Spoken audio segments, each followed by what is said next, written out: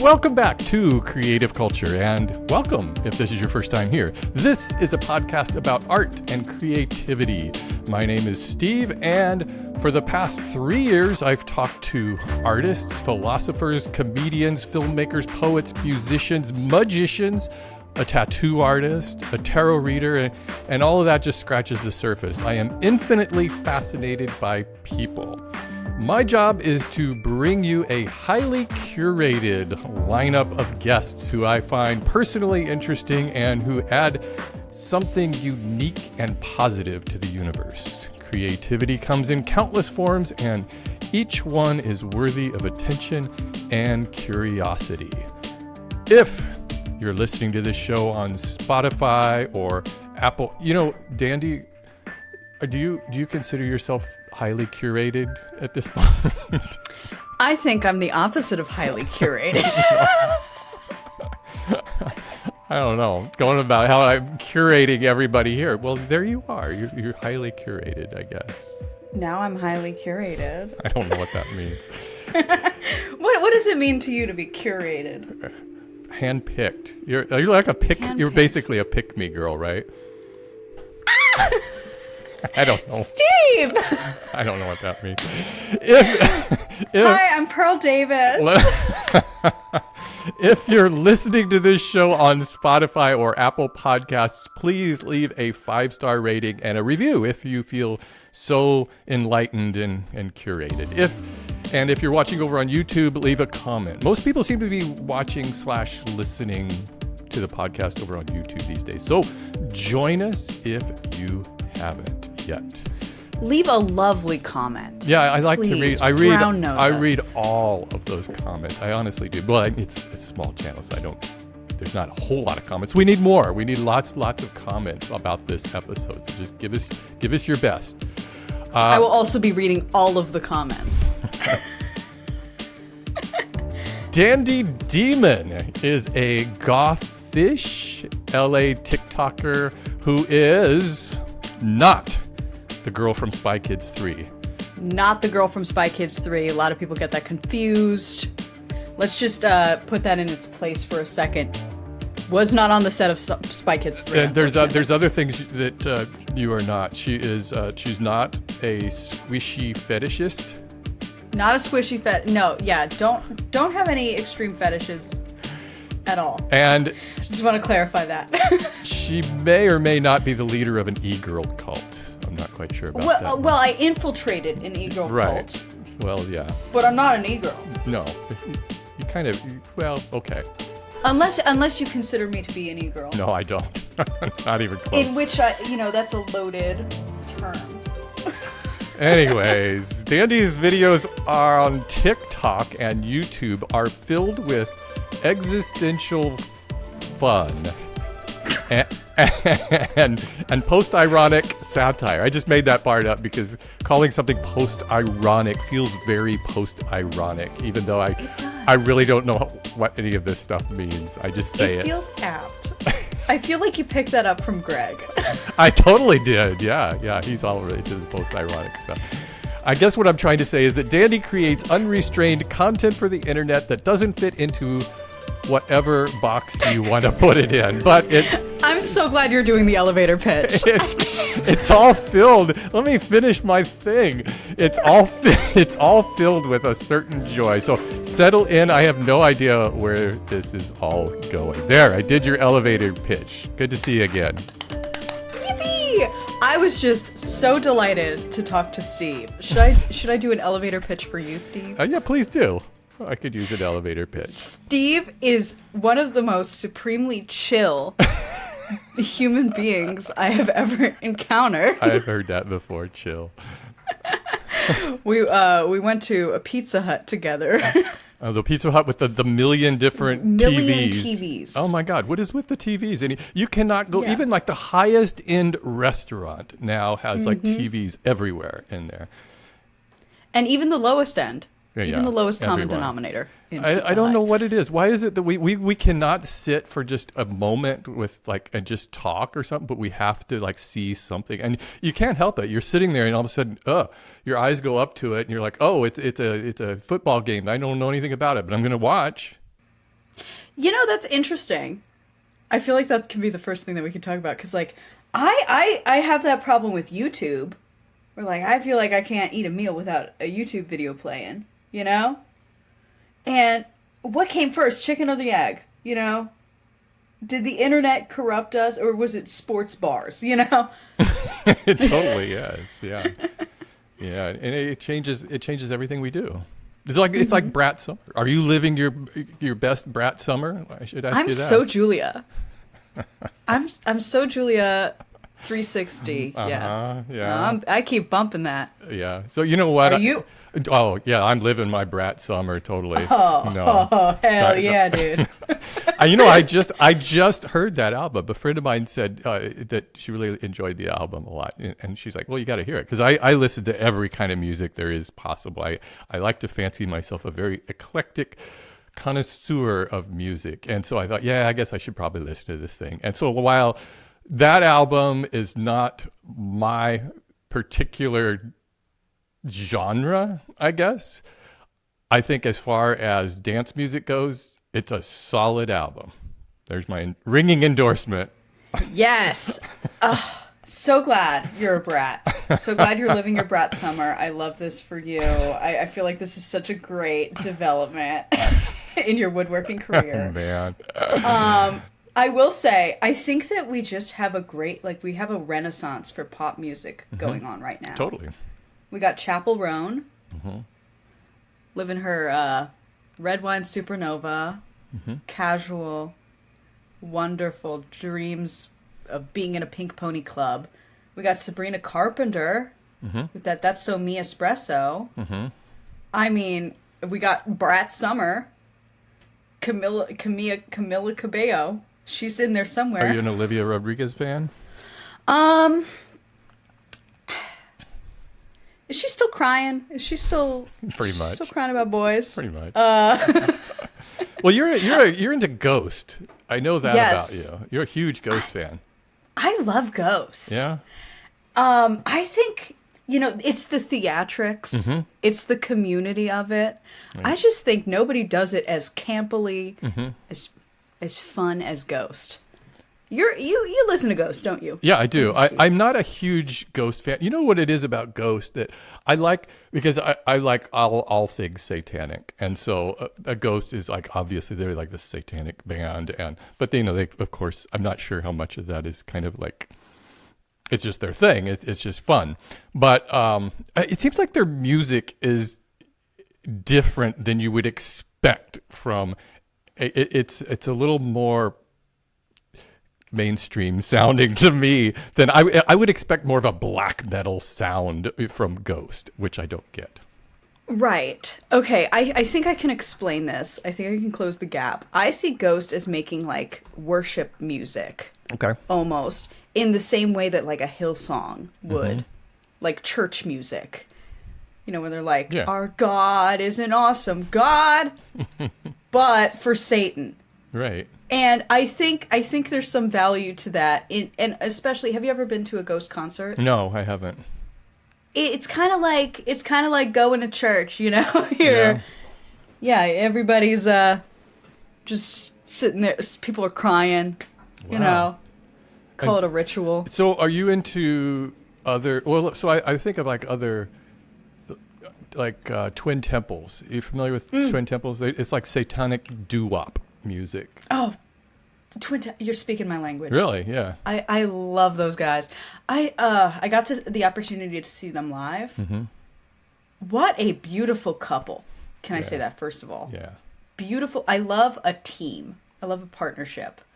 And those two are just on the same page, the same wavelength, Right.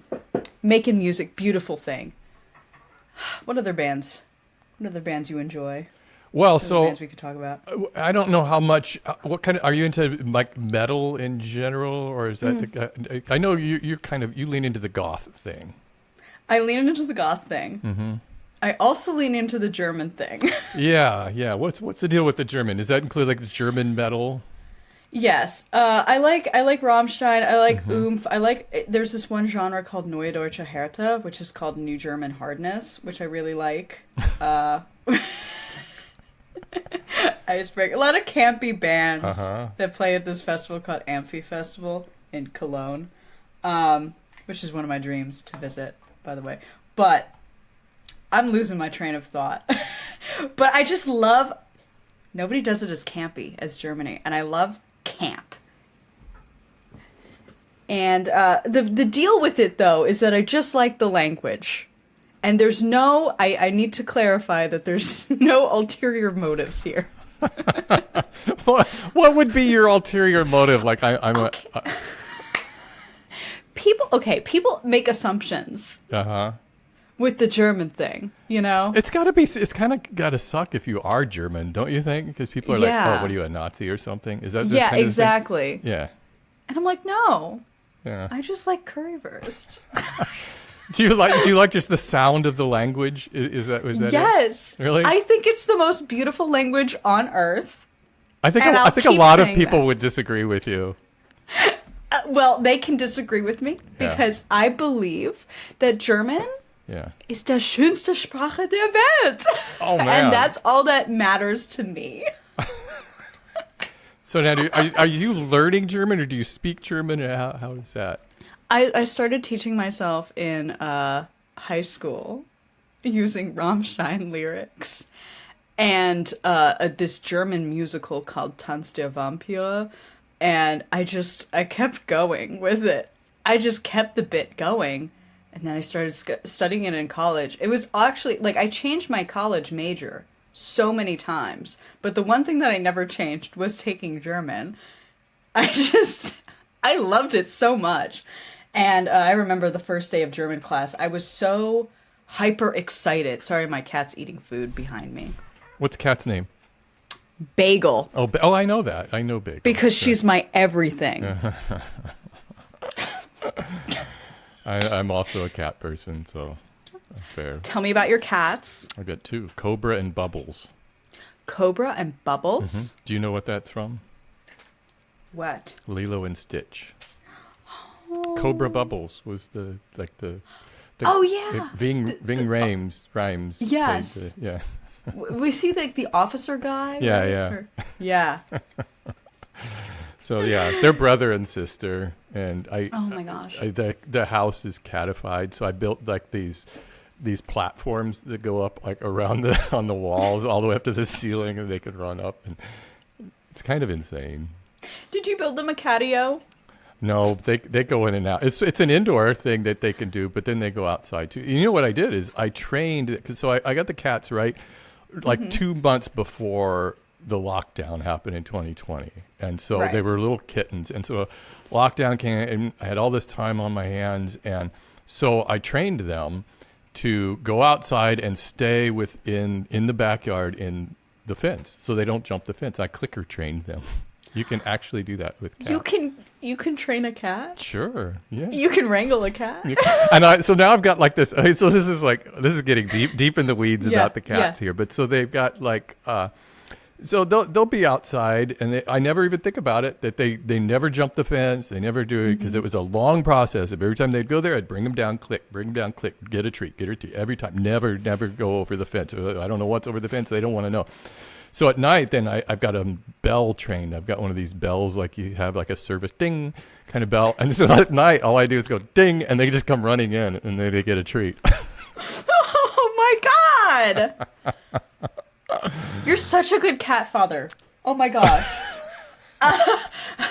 My Bagel. Okay, she's well behaved. I have no complaints. Yeah. Like never given me a problem ever. Never knocked over a single thing in her life. It doesn't even talk. She just squeaks. She just goes, eh. Oh, yeah. One of those. But like, I cannot for the life of me train her to do anything. It takes patience. I was actually training. Bubbles was a little bit better at doing tricks, but I was training them to like jump over a thing, so I made everybody was kind of going insane during the lockdown. So I made this like this adjustable like little fence with, it was like a like a pole vaulting thing, you know, where they have the bar up on top, they can knock it down. And so I was training them to like jump using hand motions, and it was Bubbles was doing pretty good at it. Yeah. What's that obstacle course that dogs do? Oh yeah. Yeah. A cat would never do that. Yeah, I feel like you're gonna be the first though. You're gonna be the first to teach your cats. Enter your cat into. Man. Do you listen to like a black metal? Let's go back to your satanic roots here, because I'm very curious about this, because you must be. Are you familiar with the Satanic Temple? Oh yeah. Yeah. Oh yeah. Opinions on the Satanic Temple. Yeah, I would like to know. Well, I'm a member of it, so You're a member? Oh, great. Yeah. Me too. Yeah. Did you get the little certificate and everything? Oh, I did not. But I mean, you should. How much is that? I don't know. Everything they charge for everything. Yeah. You know, I think it's like $25 or something. You know, I think that I don't remember. I could be wrong. But what are I'm your... willing to do that because it goes towards charity. It does. And so, give me your thoughts on the Satanic Temple and what does it mean to you? You should maybe you can describe it. Okay. Well, I have a lot of opinions on a lot of aspects of Satanism. I think LaVeyan Satanism is a scam, but okay, let's get back. Mm-hmm. Have you seen how much they charge for a certificate for the membership to the Church of Satan? The Church of Satan. Church of Satan. That's Satan. the other one. That's the one. That's the other one. Anton LaVey here in San Francisco. He started that. It was it was just a joke kind of a thing, and it became. Oh yeah. He wrote the Satanic Bible, and like movie stars would like to be around him. Jane Mansfield and some of these. It was like he would dress up in the whole capes and business. Oh my God! Have you heard the conspiracy theories that Taylor Swift is? Oh no! His like granddaughter or whatever. Really? Yeah. Well, see, that would make her so cool though, in a way. I know. We can talk about Taylor later, but my opinions on the Satanic Temple are as follows. I think that they're doing great things. They are. I think a devil's advocate is needed in this Christian hegemony. However, I have heard some differing opinions about the way that they operate their business, but I think that that's the minutia. Yeah, it is. 'Cause, I think bigger picture, I think they're doing good things. Yeah, and I think they are ultimately the devil's advocate for all of these things. And so, and I like that they don't actively fight against the separation of church and state. They say, well, if these people are allowed to have prayer in schools, then so are we. And if you can put up a monument to the Ten Commandments, well, then so can we, because we are an officially recognized religion now. And so they will try to put up their Baphomet sculpture. And I just think it's kind of a low-key way of fighting these things. They've got like the after school Satan club, you know. Oh my God. Have you seen their coloring books? Yeah. it's hilarious. Oh my God. Yeah, I think they're fighting the good fight. Yeah. Oh, I'm going to have to let out my cat soon. They're fighting the good fight in a way that's, very passive resistance, just like, hey, we got to be included too. Right. And I think that's beautiful. It really is. I think Bagel wants out. Do you need to let Bagel out? Let me get my Bagel out. One sec. Okay. Hi, Bagel. I love you so much, Bagel. Okay, bye.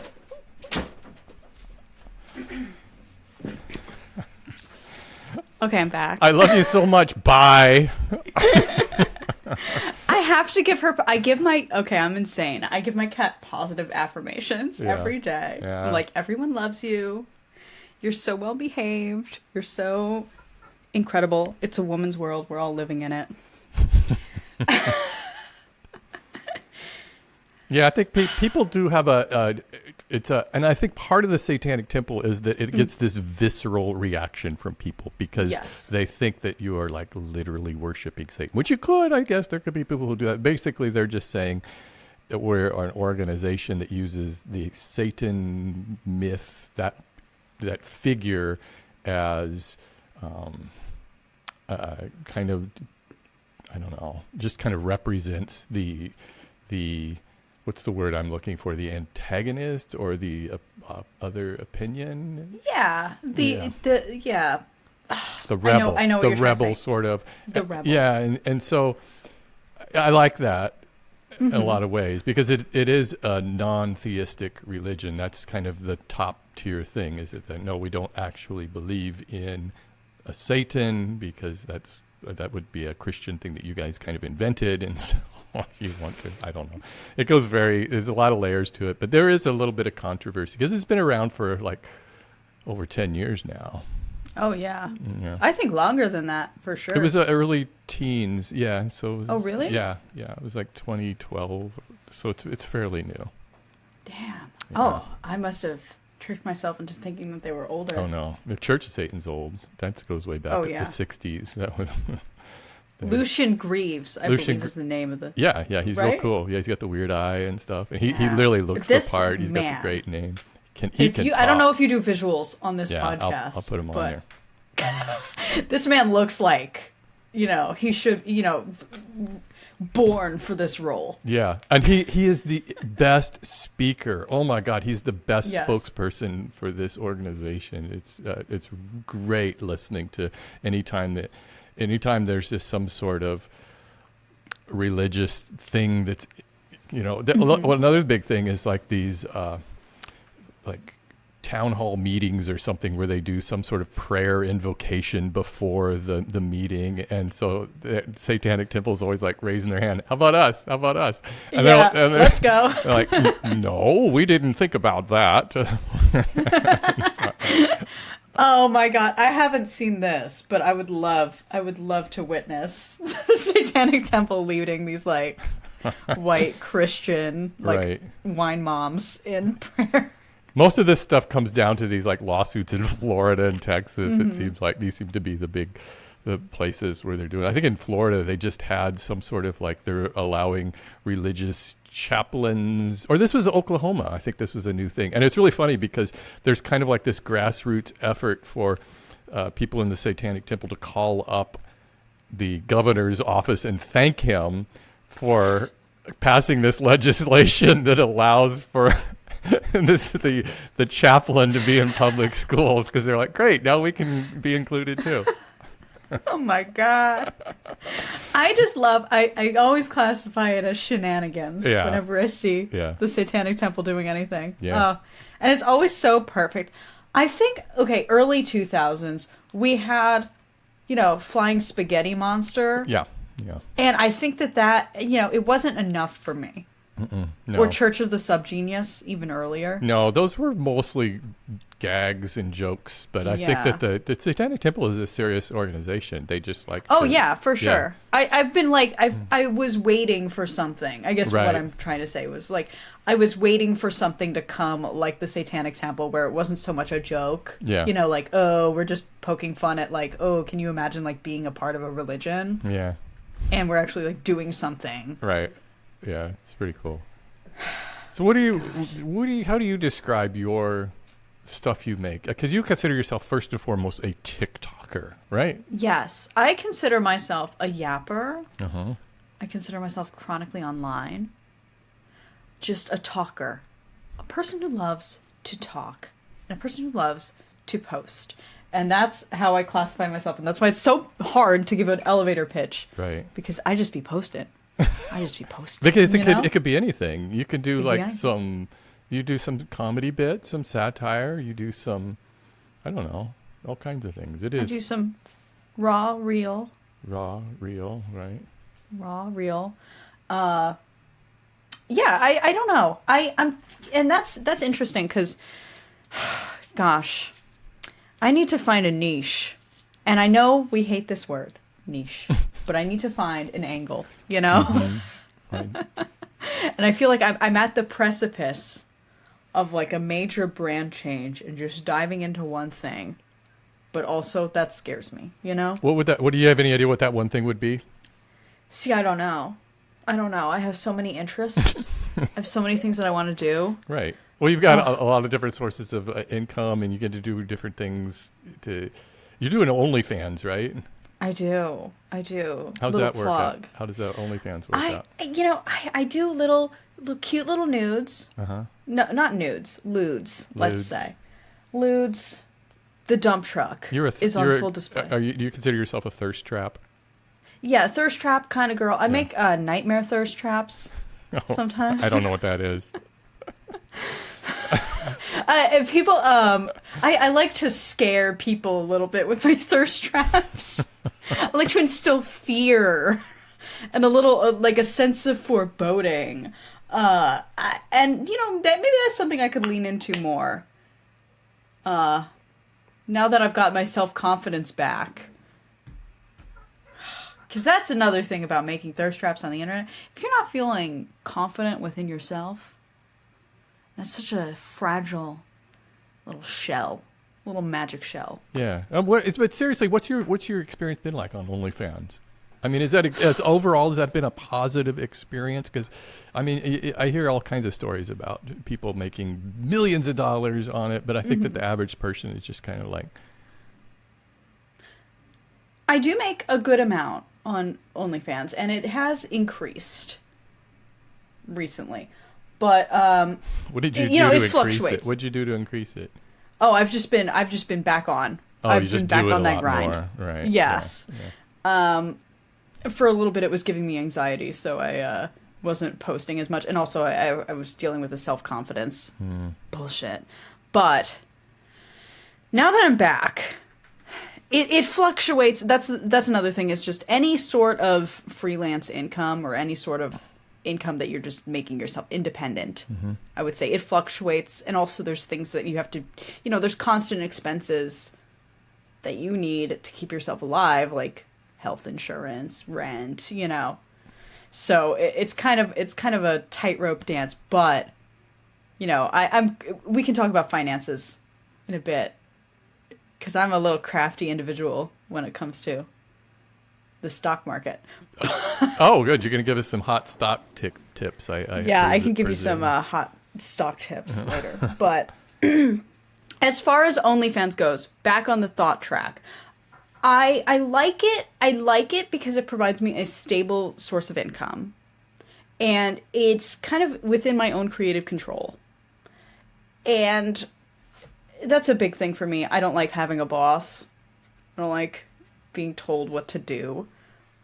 I haven't had one of those since 1997. Oh, so lucky. So lucky. I hope I can have such a track record as well. It's great. But it's like you said, that income, even I've been doing YouTube for 16 years now, and that it is always, when you are running your own business, there is always that fear that someday it's just going to all come crashing down. And it does fluctuate. There's times when you are making good money and times when you're not. Yeah, that's another thing, is like, how do you plan for the future when your income is so it just fluctuates so much? You know what I mean? How do you lock down a mortgage? Oh, it's hard. It really is hard. And because, a mortgage especially, you just try to save enough money for a good down payment, because then the more you can pay up front, the better. Because otherwise you're saddled with that mortgage payment, and you might be doing really well right now, but in a couple of years, who knows? Oh yeah. That's my plan. When I get a mortgage, I'm just going to get a small, this is my dream. This is my American dream. 1 to 2 bedroom condo. In a reasonable neighborhood for a reasonable price. I pay it off in full when I get it. You pay cash. Pay cash. Yeah. I don't want a mortgage. No HOA. No. Well, condo, you're going to have an HOA. Yeah. See, that's the problem. There's some HOAs around here. $2,000 a month. Oh, it's ridiculous. Yeah. Come on. The thing is, you got to get out of those big high-rise units. Or I think the worst, though, are these like suburban HOAs where the houses, in like these gated communities.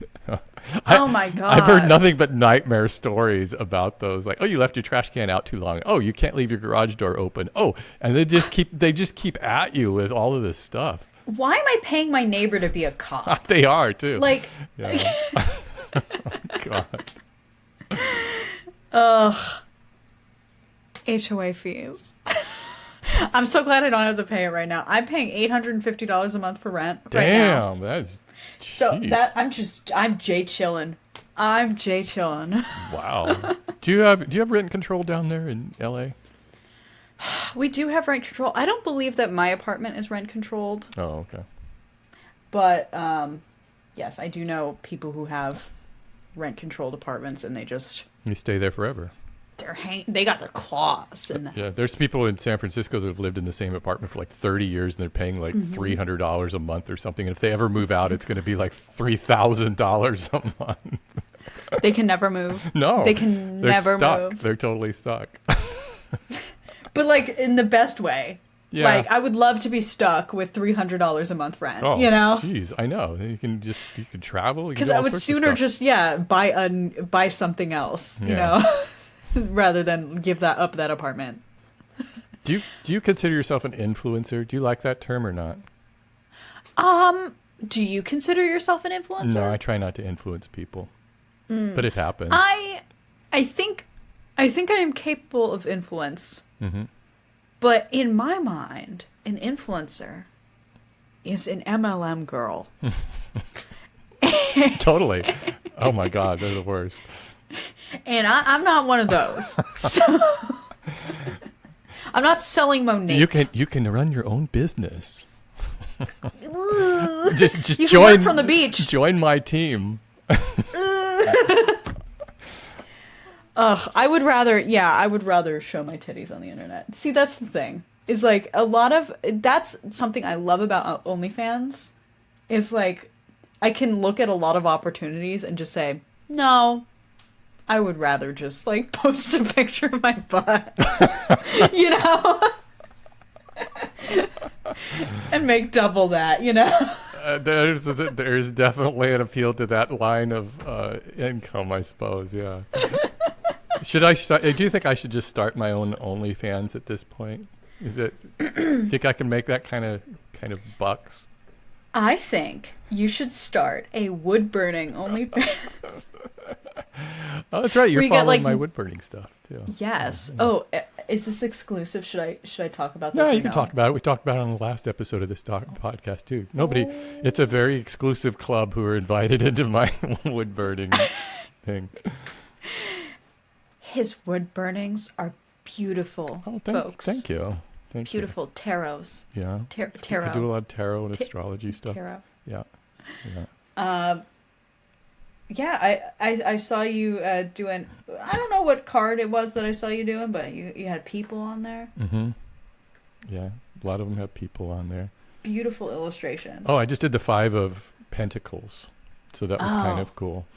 I like that card. Yeah. It's a very doomy card. And that's the thing about tarot is that there's like really happy cards and there's really like horrible cards. And but the whole thing is that they all have kind of a twist. They're like, this may be the worst thing ever, but it's also an outlook on a more pleasant time coming. They all kind of like that in a way. The worst for me is whenever I get my tarot read and I get an inverted card and they start explaining the it's not really that not bad. Inverted meaning. Yeah, right. Yeah. They're like, oh, this is so great. But then, but it is inverted. Yeah, I know. Yeah. So never mind. So take everything that I just said. It's the opposite. Right. Yeah. Yeah, there is. Do you have any tarot with you? They're not in this room. No, but I would do a quick reading for you though. But yeah, we could do a quick reading for the for the podcast. Right. No, I do. I think it's an interesting. Again, I don't know if you know. I had a tarot reader on the show, and she's really good. Mm-hmm. She does a YouTube channel, Aso Tarot, and she was like the best spokesperson ever for tarot, and kind of explained it a lot better than I ever can because I'm fairly new to this, and and just kind of it just is a reflection of kind of human archetypes and nature. Right. And I don't think that there is anything particularly magical about it in that sense. Or I don't think it tells the future or anything, but I do like to look at the cards and try to reflect on them. I do think that there's something magical about it. Mm-hmm. The magic of human experience and human expression that hasn't changed for centuries. Right. It's true. Yeah, and I think people don't understand that like tarot actually predates our modern playing cards. That like all of those 4 suits were just translated. Pentacles became diamonds and swords became clubs. And so all of these things, cups became hearts.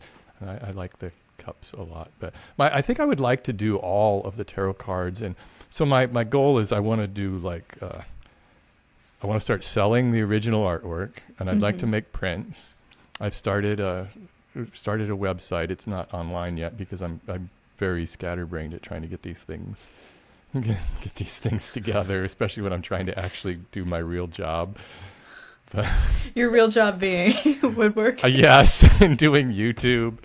Oh man. Wait, can we talk about that for a second? Yeah. I find this so hilarious that you're like, I love that you have separated the wood burning so much in your mind. Yeah. And yet if I feel like if you were to do this on your YouTube channel, like if you were to do wood burning, tarot, I don't think people would be like, surprised. I think that they'd be like, "Oh, this is woodworking."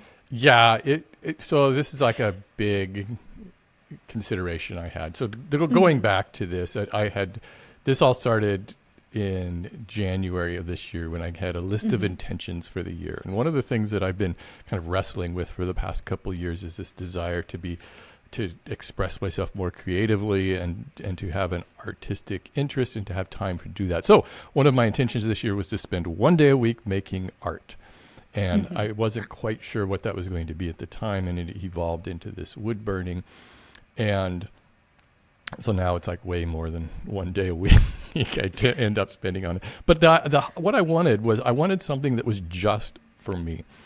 So that, and this is why I have this Instagram, that it's really only people that I invite to and people who I actually know who can come and see this, because I don't know if at some point I probably will, release it into the wild of Instagram. But I like the fact that I'm able to present the art that I'm making and know that the people there are going to be receptive to it. Right. And not just get these drive-by comments like, you don't know shit about wood burning. This is the ugliest thing. Or you're going to hell because these are tarot cards or whatever comes up, Oh, well, maybe you'll get the I'm going to hell comments or you're going to hell. But I don't think anybody's going to call your wood burning bad. Well, thank you for that. I think they're going to be like, Steve, we had no idea. No. You multi-talented. Not only does he woodwork, he wood burns. Hey, burning that wood, yeah. Yeah. But I do respect keeping the separation.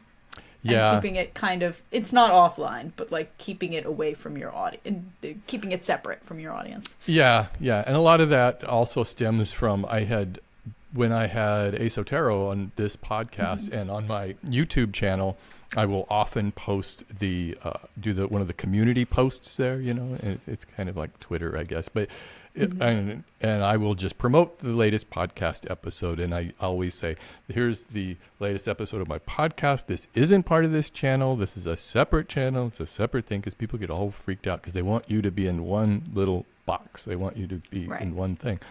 And usually I get like one comment. So, nobody cares, whatever. Here's the link to the thing. So I posted the thing about the tarot reader. Oh my God. I got over 250 comments from people who were like, and this is a good example of the kind of a horseshoe theory going back to our pod. The two ends. Greg haunts us. Right. So this is the two ends coming together. The people who hated the fact that I spoke to somebody who was doing something that they disagreed with. The two people who came together were the religious people and the science people. And they both were like, and this is such a cool, amazing thing, that the sciencey people and the religious people all came together for this one unified hatred of tarot. I just want to say, okay, in defense of tarot, this is not some new thing, It's like 600 years old. Exactly. It's been around for centuries. Yeah. Nearly millennia. And I don't know. I just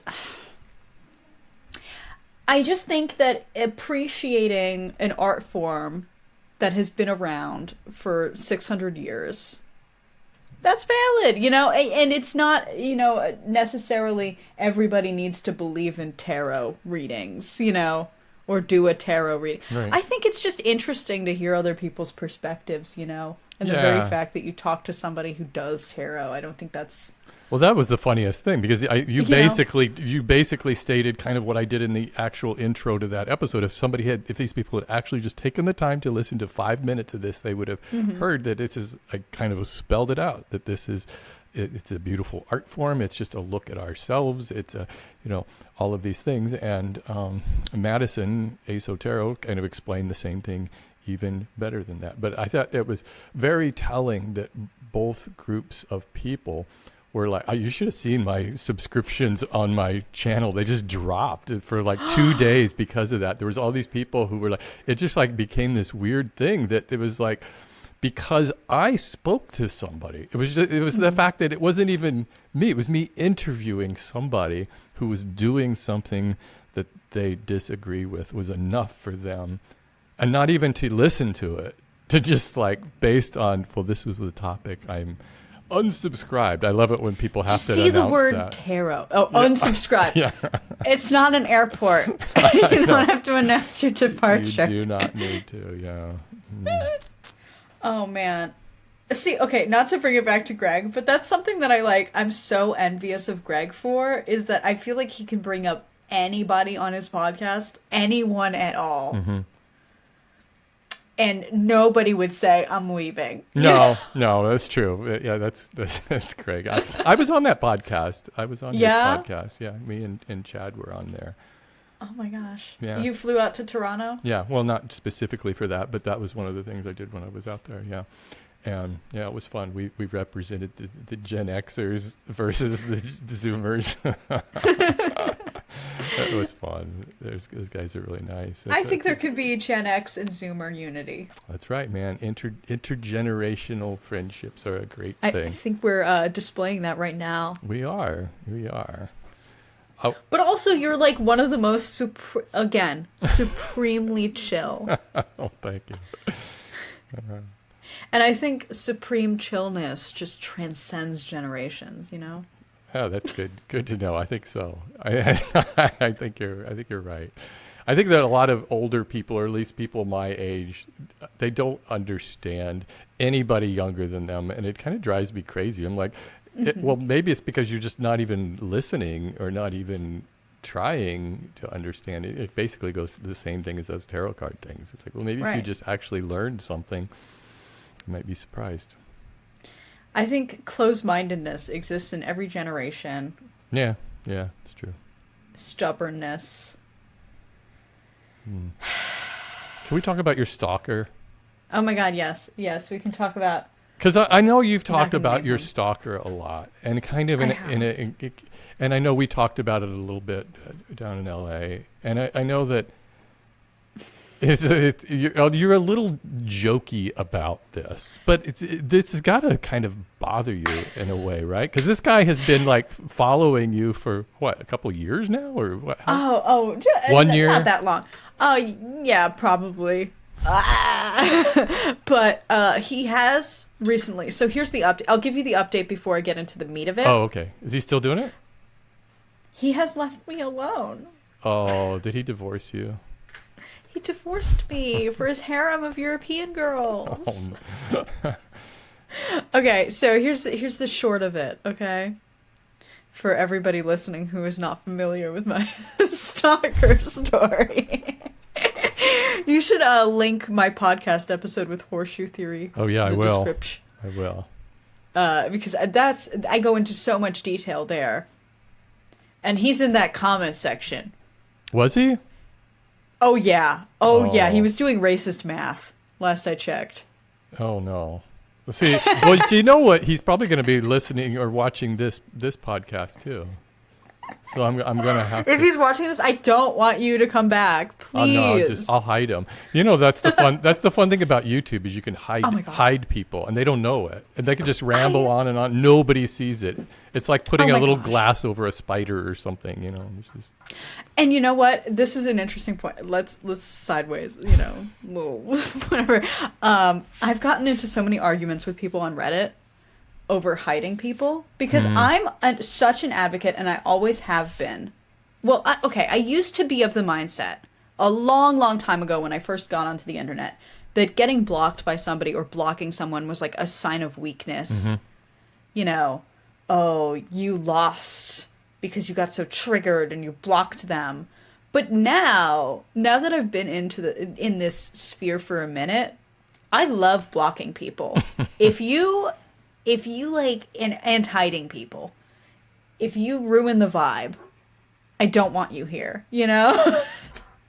I don't want your noise. I just see it as like noise. It's about vibes, right? It's about vibes. It's about vibes. Somebody could leave and I want to curate a good vibe. Right. Somebody could leave a comment on a video, and it's not. It's just something about it. It's like, I know what you're doing. You were just intentionally just trying to. You're trying to get under my skin.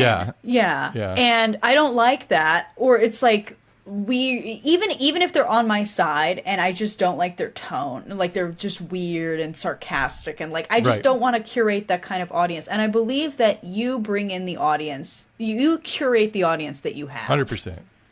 And if other people in your comment section are seeing, and this is the most important thing to me, if people in the comment section are seeing the way that people are talking to you, and they will go, you know, they will be on that level, you know? And you're just incentivizing more comments like that. Yeah, negativity breeds negativity. More so than positivity does. I think it's harder to breed positivity than it is negativity. Exactly. And if, you know, I would rather have 0 comments than 100 negative comments, you know? I love hiding people on YouTube. And I think that on YouTube, it's the most elegant solution because it's just like putting a little dimmer switch on them. They can keep yapping. They can keep talking to themselves. I just don't need to see it. Nobody else needs to see it. But they think they think that they're still posting away and they don't never know. Oh, my favorite thing is, I looked into, you know, what it looks like on the viewer's side when you get hidden, because I just wanted to know when I started hiding. Yeah, I'm kind of curious about stalker. That too. Yeah. Yeah, and have you seen this? There's so many posts on Reddit and Quora or whatever, being like, where the person was clearly hidden by the YouTuber. But they think that it's a glitch with YouTube. Like they don't think for a second that they were hidden. They were just like, my comments are just like, you know, I commented something and it's just not showing up. Nobody's responding to me. Yeah, I just got 0 likes. Yeah. It's a glitch. YouTube is hiding my comment. Oh, wow. And I love that. Yeah, keep thinking that it's a glitch. Keep thinking that the creator didn't see you and get so annoyed, you know? So you've blocked your stalker or not? I have. I've multiple times. You unblock them? Why do you say multiple times? Multiple times because here's the deal. I've learned this. Every platform has different policies around blocking. Instagram is the best for anti-stalking because you block somebody once and it blocks all of the accounts that they will ever create in the future. Oh, so they can't create burner accounts and follow you that way. Yes, they can't create burner accounts. They can't go after you multiple. I mean, I guess they could make a new phone. You know, they could buy a new phone. I guess they could enlist a friend to harass you. But then that's just getting into like, you know, too much effort. I'll just block you again. Next level stalker there. You got to hire a friend. Yeah, like I would rather block that next level stalker like another time, you know? Twitter, they could just make as many accounts. Twitter is one of the worst, actually. They can make multiple accounts. But the thing is, So my stalker was so racist that Twitter would just mute him automatically. Oh. It would just like put him in hidden automatically. So I wouldn't see it whenever he would respond to me. So I would have to go directly onto every single post that I made on Twitter and make sure that he wasn't in there. Oh, I should give the pitch on my stalker, by the way. Okay, let's lay it out. Let's do this. I like how you have a pitch on the stalker. Yeah. So he is Persian, but considers himself to be an original Aryan. His screen name is Aryan Overlord 88. Oh my God. What that means? I do not know. The 88 part, I don't know. No. Oh, it stands for Heil Hitler. Does it? Yeah. I guess I'm out of that loop. H is the 8th letter of the... Okay. Look, I'm Jewish, so I have to know all these things. I feel like I'm lost. 88, and sometimes it's 1488. Do you know what 1488 is? Educate me. Okay, so 1488 is 14 words, Heil Hitler. 14 words are... we need to, something, white children, secure the future of the white race. Wow. Blah, blah, blah. Yeah. I don't have the 14 words memorized because, of course, I don't. Not insane. It would have been better if you just ended it with 69 or 420. Okay, then I know. I know. It could be something fun, you know? Anyway, continue with your pitch. Okay. So he considers himself to be white. This man is brown. He wants to marry me. Put 7 kids in me. Why 7? You know what's coming. You know what's coming. 7 kids. 3 may die. 3 may die. It's always followed up with that, right? 3 may die. Yeah, that's my favorite thing he said. I don't know how much I can swear on here. As much as you want. Okay, he said he's hunting for my cunt with a shotgun full of jizz. He's got the shotgun. Wow. So this is clearly designed to make you just fall for this guy. Yeah, and he's trying every tactic, and I think this is something essential. I've dissected this man so many times because I'm fascinated by his thought patterns. I think he's just throwing anything at the wall and seeing what sticks, and none of it's sticking. Yeah. Keep in mind. But I think he's just stereotyping me also and just saying, oh, well, she's a little gothic. Maybe she'll like, if I say very sexually aggressive things towards her. Or maybe she'll like if I, offer to keep her covered. Or maybe she'll like it if I neg her and tell her that I have a harem of Ukrainian women waiting for me who don't speak English, but I'm going to teach them how to program. And I need you as my wife to speak English to me or else I'll get bored. Well, he knows you're Jewish, right? Clear. Yeah. He has to. Yeah. And he's like, oh, this is the funniest part. He's like, I may be a Nazi. But can you forgive me for being a Nazi? Oh my God. No, I can't. I'm sorry. No, I'm not sorry. Boy, he just owns that whole Nazi business, doesn't he? Yeah. I love that he presents it like it's an affliction. Yeah. Like, oh, I'm a Nazi. Yeah. Right. It's like he was just born that way. He was like born with a gimpy leg or something. Well, I got this Nazi thing hanging on to me. Yeah, or another toe. But how does this all ultimately, I mean, you joke about this a lot, but you must take this seriously to some point. Have you been like fearful for your safety? And Oh, yeah. Oh my God, yeah. I've thought about buying a little Glock. So you're just totally defense mechanisming all the time here with all of this joking about him. The thing is, it is a little funny.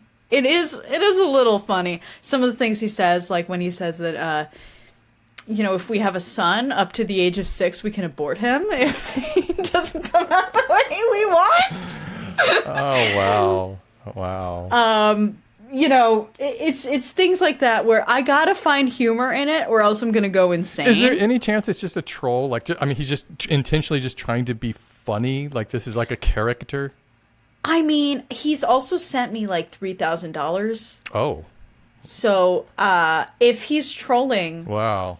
I don't know. I think he would have given, at some point, you're going to say, hey, just a prank, bro.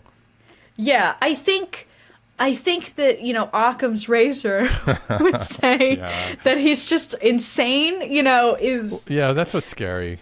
I think it's scary. I think I would trust nobody if he was just pulling a big old prank on me.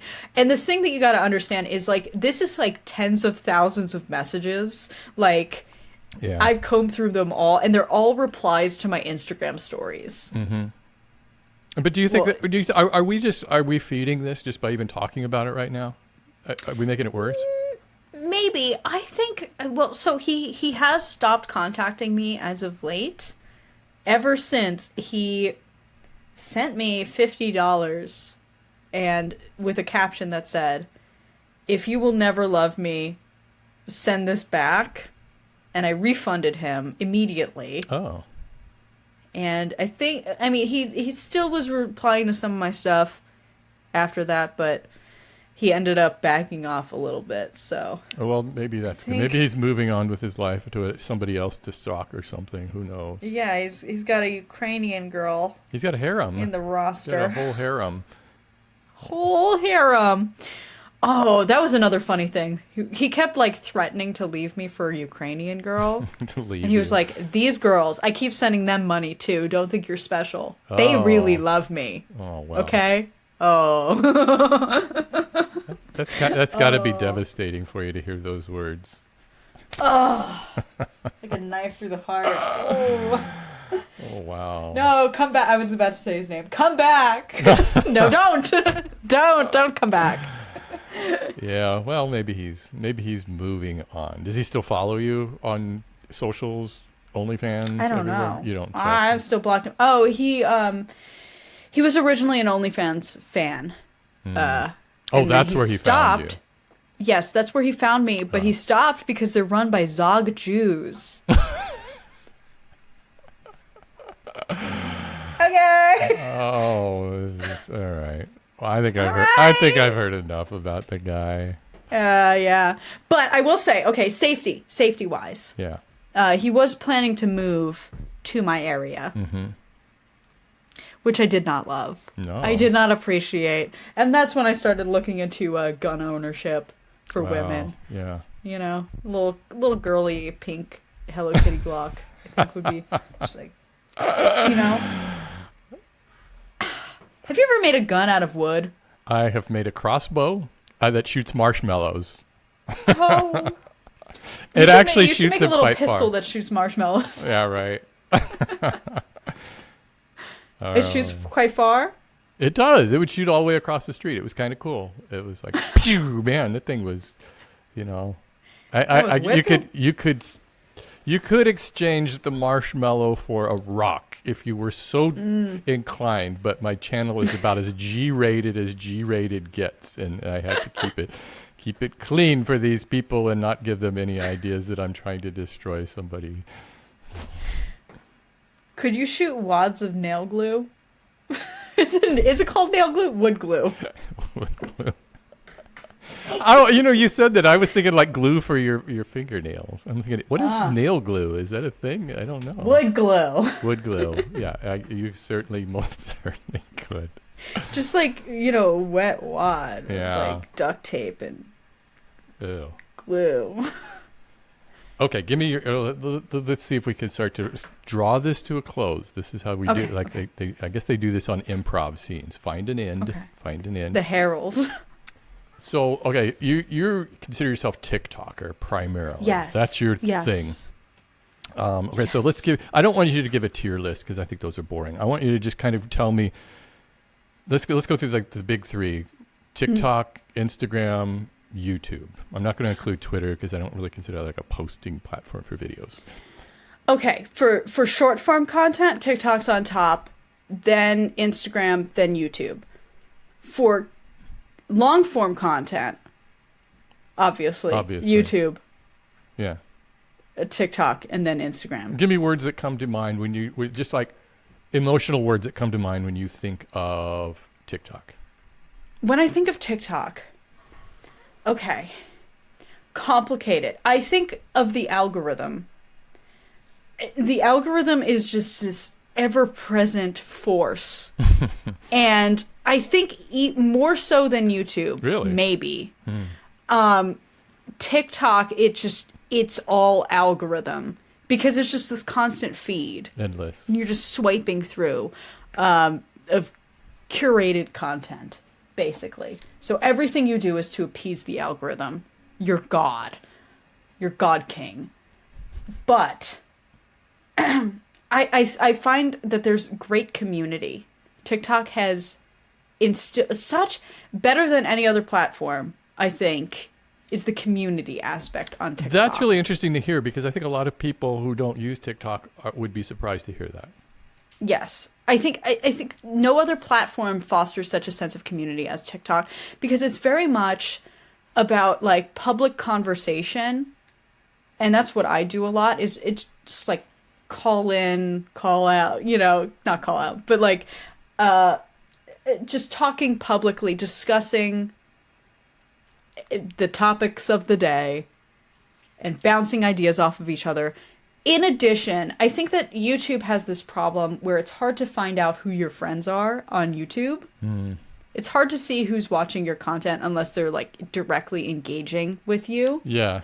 I find who's that subscribed to you. Yeah, you know? and I find that friends are usually just it comes down to other creators, that you happen to make contact with, but it is very difficult that way. Exactly. I feel like for YouTube, you kind of have to, contact them directly, on another platform to let them know that you're watching, that you want to be friends. Yeah, because there's no DM. I mean, you can you can find their email if you go to their profile and send an email, but that's kind of clunky way to do it. Yeah. Exactly. You could go to their Instagram. Or that, yeah. TikTok, it's all in the app. Mm-hmm. You have a tab exclusively for your mutuals. You can just see what your mutuals are posting. Mm-hmm. And that's... I consider those some of my friends. I've hung out with them in real life. I just... Anytime I go to a new city, they're always there. I can hit them up. I think it's a beautiful, beautiful little community. And TikTok does not get enough credit for fostering a sense of community. Being able to message creators in platform is so essential. And also mostly seeing messages from people who also follow you back. And how does that differ from Instagram with its DMing and community?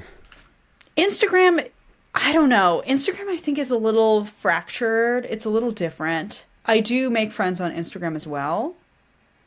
But I think Twitter's the worst one. Yeah. But anyway, Instagram, I feel like so much is going on and my feed is so cluttered. It's so many ads, so many everything. I will say that I prefer to message people on Instagram rather than TikTok. But I have more of a fun time on TikTok messaging people. Yeah. Because you can send them videos, Right, yeah. It feels a lot more natural. Yeah. To just dive into a conversation with somebody on TikTok. I remember when YouTube used to have video responses. You could leave a response on a video. That was kind of crazy. Why'd they take that away? Why'd they take away annotations? Oh, annotations was huge. I had videos that were completely based on annotations. I made like a game where you would have to click your choices and like a find your path kind of thing. It's just as soon as they eliminated annotations, it just was ruined. It was gone. Damn. Work. Yeah. I miss the days when you could publicly annotate a video. Yeah. You remember that? Yeah. And it would just be like a mess. Like the whole screen would be covered. You could allow that. There was, and one of the nice things though that I wish they would at least have some sort of functionality is that you could, one of those annotations, it would just be so you could leave a note. If you said something was incorrect or wrong, you could just leave it, hey, I messed this up. Because now there's no way to do that. If you make a mistake in a video, it's there unless you re-upload the whole video or something. There's no going back, and then the comments are all like, hey, you screwed up on that part, when all you need is an annotation to say, I screwed up on this one thing. Well, it's engagement bait. Yeah, whatever. Any comment is a comment, whatever. That's the YouTuber's version of unsubscribe. Yeah. Unsubscribe. Thank you for your comments. It's only helping me. But really, those comments kind of sting. Yeah, it's such a, like, I don't know. Yeah, I feel so weak saying Yeah, do like you, wimpy. So how's the long form content do for you? Do you like doing the long form content? 'Cause you have some on YouTube. I mean, it's not a lot, but is it more of a chore? It looks to me like by your reaction, it's a chore. It's harder. It's so much harder to stay on one thought for a long time. Because my problem is I have ADHD. I lose interest very quickly. Right. We could tell by this podcast, it's been all over the place. Yeah. Do you have ADHD? I don't know. It seems like everybody does. It seems like everybody's just calling themselves that now. I don't know how many people actually... Remember a couple of years ago, it was like OCD. Everybody was saying, oh, I'm OCD, just because they liked things that were tidy, you know? Yeah. Oh, for sure. I know it's kind of a buzzword, but at the same time, I do believe that most people who pursue social media as a career, in any sense, like whether it be YouTube or TikTok or Instagram, I think you got to have a little brainworm. I totally agree. Yeah, especially over the long haul, there's going to be some. It's going to just fuck with your brain. I mean, it really does. I mean, social media, creating for it, at some point, you have to kind of build up boundaries and shields and all this kind of stuff. And that's why I think it's like great that you were able to talk about your stalker. I mean, I don't think a lot of people would do that. Well, at least now I have something in common with Bjork. Oh, right. Are you talking about a recent thing with Bjork, or is this back when she punched the photographer or whatever? I think what happened with her stalker? I think he like had a bomb or something, right? Oh, I don't know. Poor girl. I love her though. I do too. I saw her in concert. It was really funny. Here's a kicker. Do you know who opened for Bjork in the early 90s? Radiohead opened for Bjork. It's what she deserves, though. She's amazing. She deserves, Metallica as an opener. She deserves anybody. Like, I think she's the queen of the universe, and we're just living in it. She is. There's been like countless, and like these. Sometimes I get caught into this web of the algorithm of music channels. People who analyze music, and I guess what she does with some of her songs is quite unique. Like, she, like the Army of Me is like one of the only songs written in a Locrian mode. I don't know what that means, but I saw an Adam Neely video on it, and it was really fascinating. I'm like, wow, that's weird. She is doing some really, really bizarre stuff musically. Oh yeah, I feel like a lot of people love to give credit to like Tool, bands like that for doing polyrhythms. But see, Tool doesn't try. Okay, I have feelings about Tool. I kind of have to share the feelings about Tool. So, I feel like they're like want to nudge everybody and say, "Ha! See what we did there? See what we did there? Huh? Look at this. We can have weird time signatures and stuff." And it's like, well, I kind of want to listen to music so I can really feel something and experience that. So while I appreciate that prog rock stuff that Tool is doing, it's not completely for me. I guess it's basically like Brat. I mean, it's like I really appreciate what she's doing here, but it's not completely for me, and I think it's good. Right. And that's valid. Yeah. I'm not a Tool fan personally. Yeah, I agree. I don't know. I don't listen to music to be like, whoa, they're so technically I have such a high IQ. I'm jerking myself off right now. It's like for math nerds or something. They love Tool. Yeah. Yeah. And I don't know. I feel like it's a little annoying. I just want to say, just the way that people talk about Tool, because okay, if you're just like a music nerd or a math nerd and you're listening to Tool and being like, oh, I can appreciate what they're doing here as a music theorist, as a math person. But I feel like a lot of people who aren't really in that sphere just like heard about Tool doing these things, you know? Yeah. And they're just like, oh, they're doing polyrhythms, I'm a little salty because one time, I was doing a thing where it was saying, oh, send me a song and I'll rate it. Someone sent me a Tool song, and I rated it an 8 out of 10 because I was like, I can appreciate that what they're doing is technically good. Right. This is just not, my I'm not stuff. feeling it. Yeah, I'm just not feeling it. This is not something that I would like listen to, on a long car ride or anything. And I got hateful DMs. Oh, no doubt. They were like, only an 8? What do you mean? Right. That's good. That is really good, yeah. That's a good score. Yeah. I was being generous. Yeah. That would be really good. My rating system goes from 6 to 10. I do 6 to 10. Yeah, I do movie reviews. I've been doing it only goes from 6 to 10. So have you seen Longlegs? I did, yeah. I liked it. Where would you place it on the 6 to 10? Oh, I gave Longlegs an 8. I wrote a review of it. I write for this website that I'm their horror movie reviewer, and Shade TV. I'll give them a plug. Oh, Shade. So, yes. They were at the house. You remember Marissa and Alfred, yeah. Oh, so I still have to talk to Marissa. Marissa's a goddess because she just is she knows exactly where that company is going, and they are building a media empire. It's really cool.